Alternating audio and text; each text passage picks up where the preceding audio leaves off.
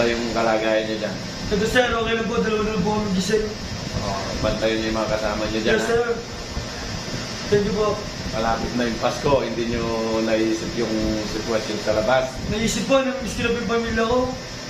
Gusto ko na po umuwi.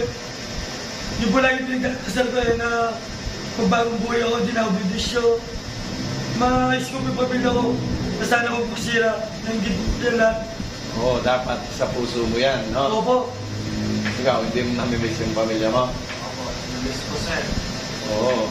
Sobrang miss na miss ko Na na. kung nagkasala kayong isang beses o 2 beses, yung pangatlo, dapat Tama na po. tama na yung mali. Tama. Opo. Tuwid yung baluktot, no? Tama Opo. po. Tama po. Kasi para sa inyo yan at sa pamilya nyo. Opo. Ha? Sobrang ako na pagsisisi ko eh. Kasi nahihirapan po yung pamilya ko. Tignan mo. Kasi ako po yung inaasahan nila. Tapos ako po yung wala sa tabi nila ngayon. Opo. Mas nahihirapan bang dumalaw sa inyo? Opo. Ha? Opo. Sige po. Thank you po naman, sir. Ayusin nyo yung buhay nyo, ha? Yes, sir. Magdasal kayo bago matulog, ha? Yes, sir. Thank you po.